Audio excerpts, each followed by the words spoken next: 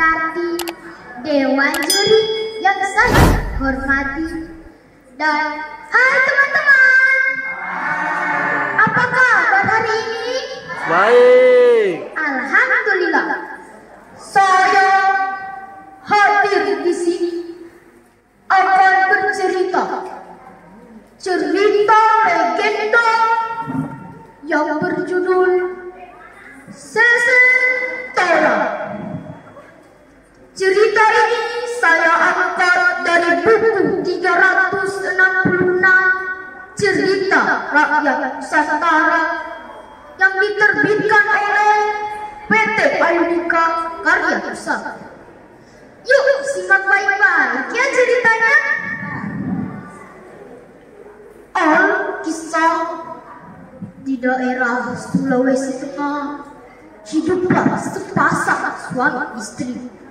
Sudah puluhan tahun mereka menikah, namun belum juga dikaruniai seorang anak. Hingga pada suatu ketika sang istri pun hamil. Sang ayah pun berdoa kepada Tuhan. Terima kasih Tuhan, Kau telah mengabulkan doa kami. Jika anak itu lahir, hamba berjanji akan merawat dan membesarkannya dengan penuh kasih sayang. Beberapa bulan kemudian, sang istri pun melahirkan seorang anak laki-laki yang mereka beri nama Sesentola. Sejak dilahirkan, terlihat ada tanda-tanda keajaiban pada diri anak itu. Ia amat kuat minum susu. Terkadang ia menangis karena merasa kurang kenyang. Sang ibu pun mulai kebingungan melihat keadaan anaknya. Pak, anak kita masih lapar, padahal air susu sudah habis. Apa yang harus kita lakukan? Sebaiknya kita beri makanan tambahan saja, Bu. Tapi bukankah bisa membahayakan pencernaannya jika anak kita yang masih bayi ini diberi makanan orang dewasa?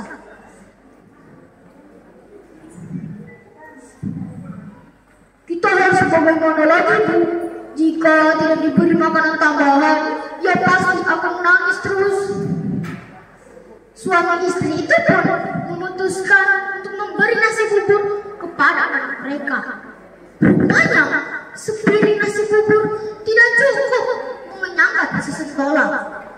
Sekali makan, Sesentola yang masih bayi itu bisa menghabiskan 2-3 piring nasi. Teman-teman, semakin hari ia semakin kuat makan. Namun di balik itu ia memiliki kekuatan yang sangat luar biasa yang tidak diketahui oleh orang tuanya. Teman-teman, beberapa tahun kemudian Sesentola telah tumbuh menjadi remaja. Kebiasaan makan banyak pun semakin meningkat. Sekali makan, ia bisa menghabiskan 1 bakul nasi. Hal itulah yang membuat sang ayah mulai merasa kesal karena sudah tidak mampu lagi memberi anaknya makan. Bu, aku sudah tidak kuat lagi dengan keadaan ini. Anak kita semakin lama semakin banyak makan. Lama-lama kita sendiri bisa mati kelaparan. Teman-teman, pada suatu hari sang ayah telah mengetahui bahwa pada diri anaknya terdapat suatu kekuatan yang sangat luar biasa. Sang ayah ingin membuktikan kekuatan yang ada pada diri anaknya. Ia mengajak Sesentola untuk menjalan ke sungai yang banyak buayanya. Sesentola pun menuruti ajakan ayahnya. Setiba di sungai, sang ayah segera melempar jalannya ke tengah sungai, lalu memerintahkan Sesentola untuk mengambil jala tersebut. Sesentola, cepat ambil jala itu, pasti sudah banyak ikan tertangkap di dalamnya. Baik ayah.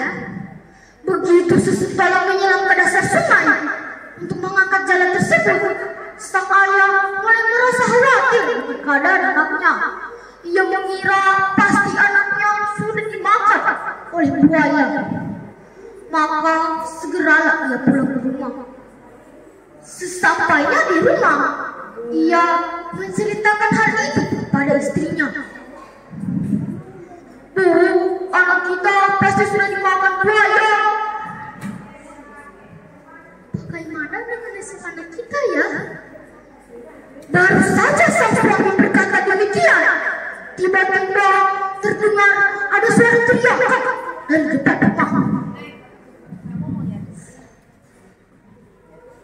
Ayah, aku pulang.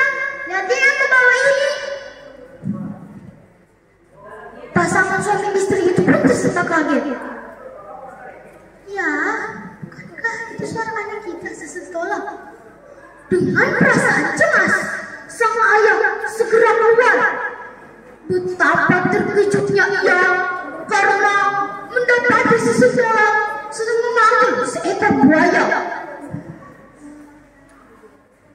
Lihat ayah, aku berhasil menangkap seekor buaya. Sang ayah pun terdiam, tidak percaya dengan apa yang ia saksikan. Untungnya ia cepat tersadar dan cepat-cepat memeluk anaknya. Teman-teman, sementara itu sesentola yang telah menyadari ia tumbuh dewasa dan hanya menjadi beban bagi orang tuanya, ia lebih baik pergi untuk mencari penghidupan sendiri. Teman-teman, keesokan harinya ia pamit kepada ibunya. Bu, sesentola pergi ke negeri seberang dulu ya, supaya sesentola bisa membantu ayah dan ibu. Mari dong. Tapi nak, hanya punya kamu di sini. Jangan tinggalkan ibu sendirian. Sekarang sesentola terus dewasa, izinkan sesentola ya Bu. Awalnya sang ibu merasa berat mengizinkan sesentola, namun melihat keinginan sesentola sangat besar, ia tidak dapat menahannya. Baiklah nak, kamu harus lihat ayah, ibu dan desa ini ya. Kaulah mendapat pusaka ini. Ingat, sampai kau mendapat menggunakan tanah ini, harus disertai menyebut bagian tubuh khususmu yang hendak kau bidik. Jika kau menyebut mata, maka anak panah ini akan mengenai mata khususmu. Baik Bu, ia pun meminta doa restu kepada ibunya. Bu, sesentola pergi dulu ya, doakan sesentola supaya sukses di negeri seberang. Teman-teman, singkat cerita, sesentola pergi meninggalkan kampung halamannya. Ia berjalan tanpa tentu arah hingga akhirnya sampai sebuah kota kerajaan. Namun anehnya, tak seorang pun yang terlihat. Hanya ada tak seorang pun yang terlihat. Hei, kenapa kota ini sepi sekali? Teriak sesentola dengan heran. Teman-teman, setelah sesentola mengelilingi kampung tersebut, tampaklah sebuah rumah megah. Ia berpikir itu pastilah istana raja. Dengan langkah perlahan-lahan, ia memasuki istana tersebut. Namun, anehnya tak seorang pun yang terlihat. Hanya ada sebuah gendang raksasa. Begitu, karena penasaran, ia berniat untuk memukul gendang tersebut. Begitu ia hendak memukul, tiba-tiba ada suara wanita yang menegurnya. Jangan dipukul, aku ada di dalam sini. Ayah cepat sembunyi. Sesentola pun menuruti suara itu. Begitu ia hendak masuk ke dalam, ia mendapati seorang gadis yang sangat cantik.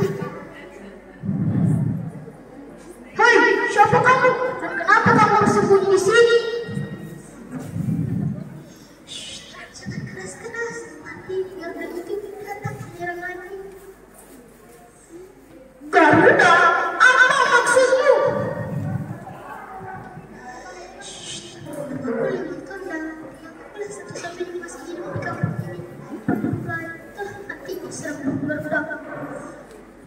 mendengar cerita itu, si Sentola berniat untuk membinasakan Garuda tersebut. Beberapa saat kemudian, burung Garuda datang berterbangan berkeliling di atas istana tersebut.